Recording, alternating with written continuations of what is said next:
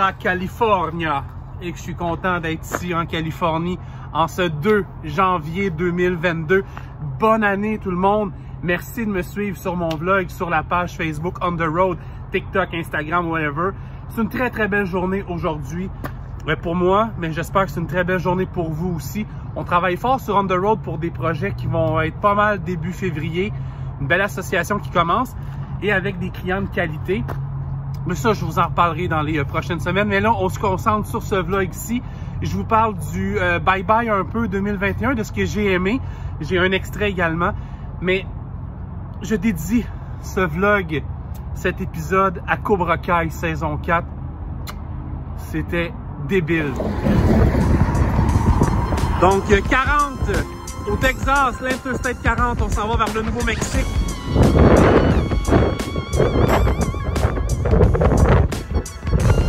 C'est une heure de repos au Texas, près d'Amarillo, sur la 40, direction ouest.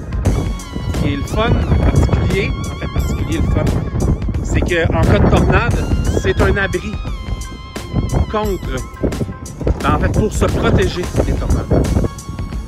Donc ici à Gray County, près d'Amarillo, en cas de tornade, vous arrivez ici, vous vous stationnez et puis vous rentrez à l'intérieur.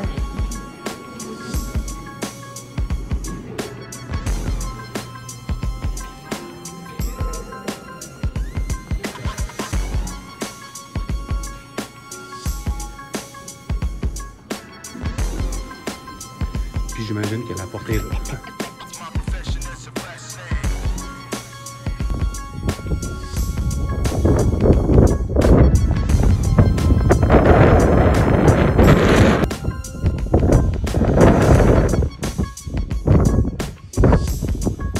Le vent est extrêmement fort.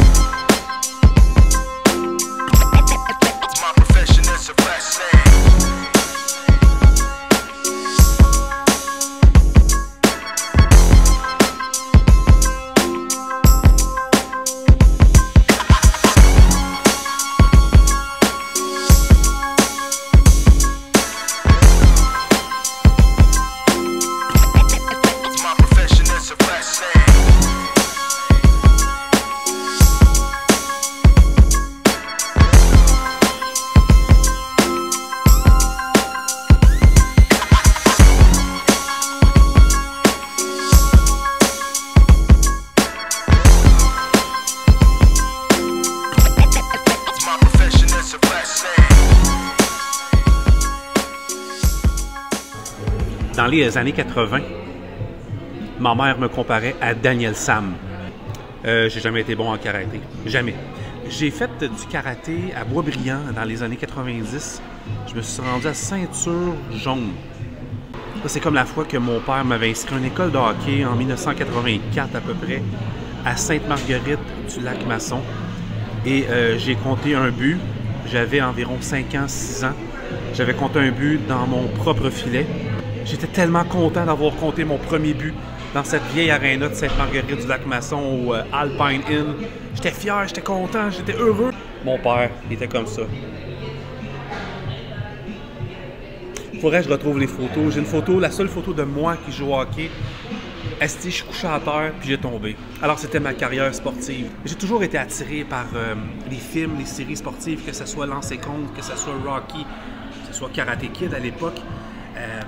J'ai toujours été attiré par ce genre d'émission, ce genre de série. C'est génial. Tout ce qui est par rapport au sport, ça vient me chercher. Mais malheureusement, j'ai jamais été un sportif. J'ai tout essayé. Ma blonde à Noël cette année m'a acheté une paire d'espadrilles à ma demande, des super bons running shoes, comme on dit en bon québécois, de qualité. Je viens de marcher 1 kilomètre pour venir m'installer ici au Starbucks à Santa Maria, mais non, je suis pas sportif, mais je vais essayer de marcher. C'est ma devise de 2022. Mais on revient à l'esprit sportif, au sport. Et Cobra Kai, cette 4e saison-là, fut absolument génial. Je dis génial parce que, ben, si on remonte à l'esprit des années 80 avec les deux premiers Karate Kid, c'était avec les acteurs principaux de cette série-là, c'était écœurant. Je veux dire, qui n'a pas aimé Daniel Larousseau, Daniel San, M. Miyagi? C'était notre jeunesse. Pour ceux qui ont mon âge, qui ont 43, 44, 45 ans, c'est notre jeunesse. Autant qu'il y en a qui ont trippé sur Passe-Partout, ben c'est bon. Karate Kid, ça a été le film américain, du moins avec Retour vers le futur. Ces acteurs-là, ça fut les films les plus géniaux de notre enfance. Honnêtement, si vous n'avez pas écouté la série, arrêtez d'écouter mon vlog. Mais honnêtement, je n'irai pas dans le spoiler alert. Je trouve ça carrément impoli, surtout que la série est sortie, ça fait 3 jours, alors je vais me garder une petite chaîne.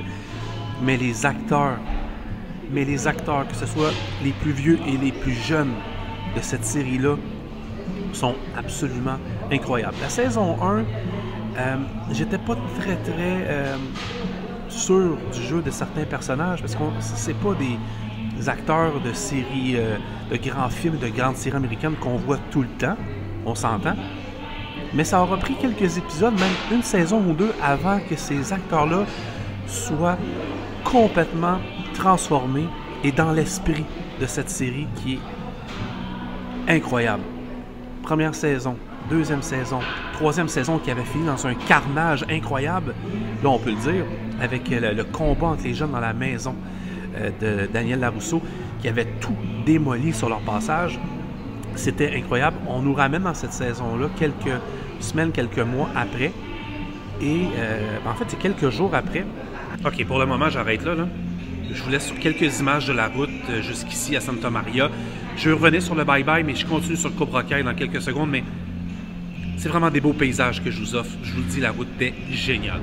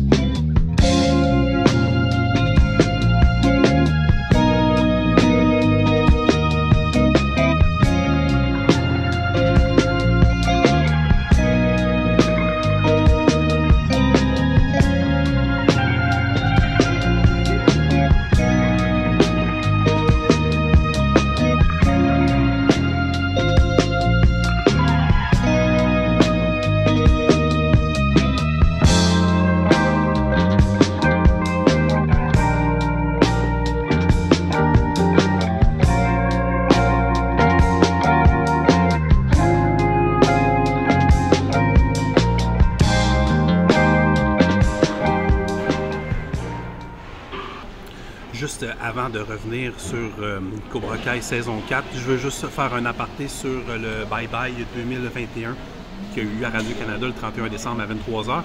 Je l'ai écouté et puis je dirais que je donnerais une note assez respectable de 7.5 sur 10. Puis pourquoi je ne vais pas plus loin?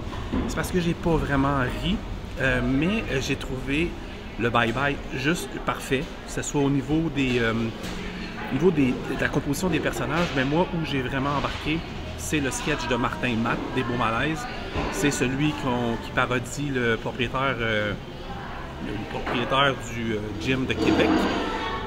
Et le court sketch qui a duré 1 minute, même pas, avec Paul Wilson, Marc Bergevin et Mario Tremblay. Ce fut pour moi le meilleur sketch du Bye Bye. Ce soir, je mange une tourtière du lac Saint-Jean avec des patates pilées et une petite salade aux cailles. Ce soir, je mange un pudding chômeur. C'est tout? Ben, j'ai plus de job. Tu ferais de mon Marc? Non, ça va être beau, merci. Oh, OK, bon. Je peux pas croire que dans une couple d'heures, je vais être en Californie à la chaleur. Je suis à Flagstaff en Arizona.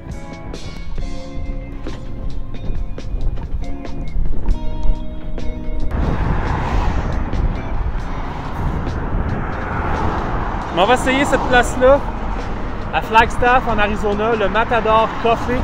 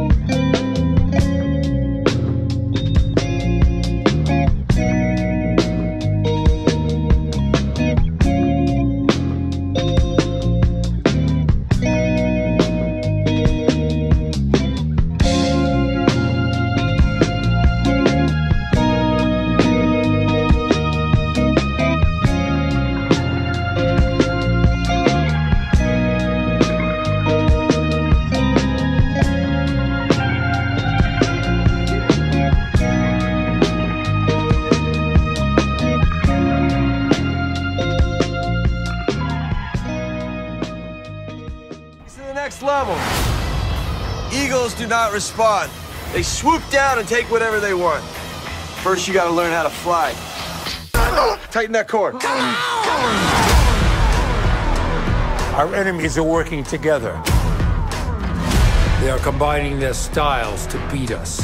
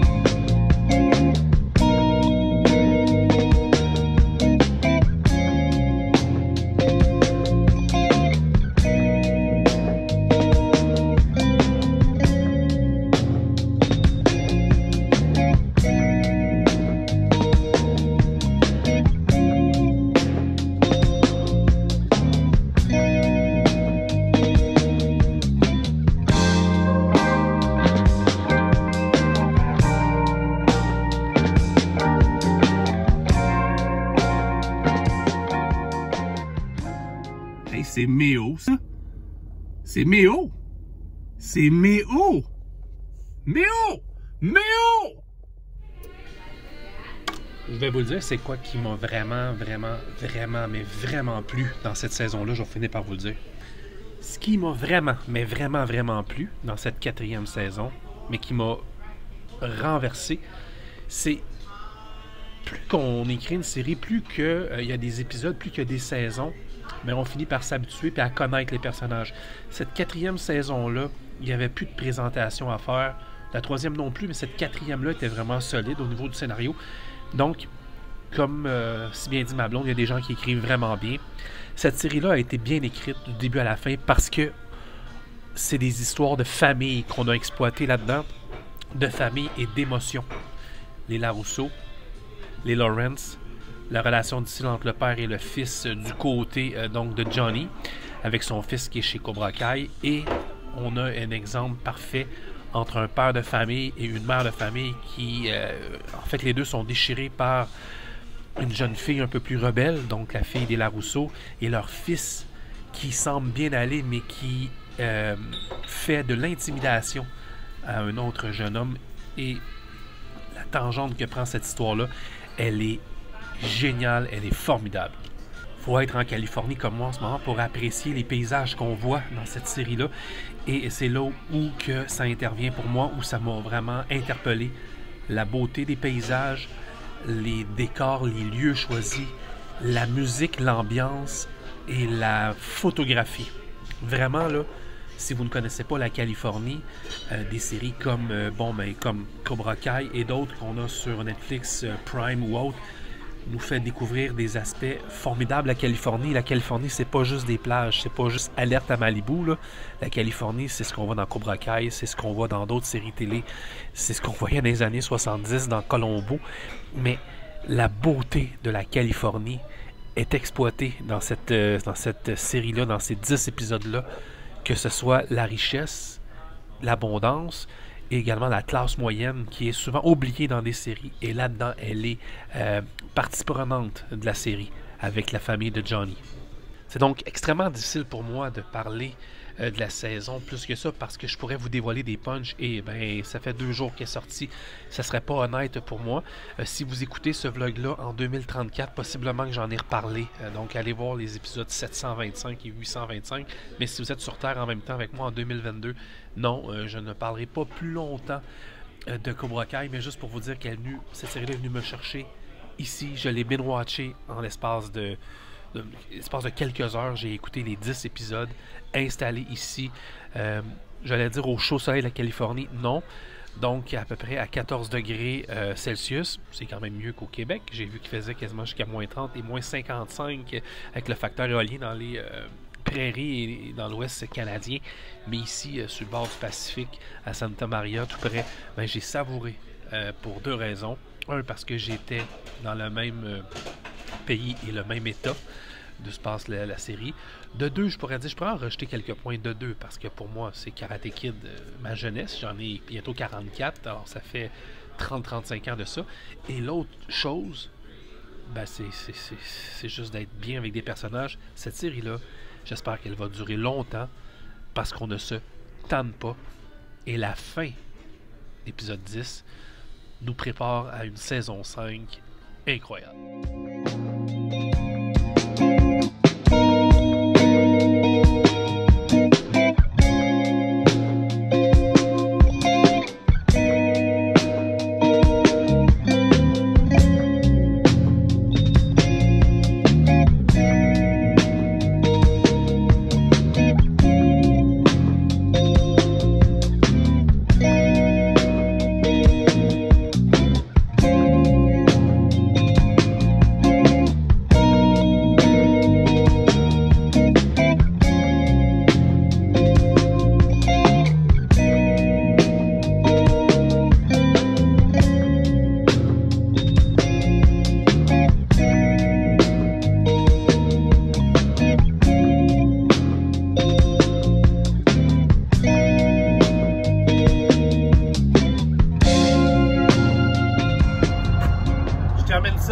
Avec des très belles images de la Californie.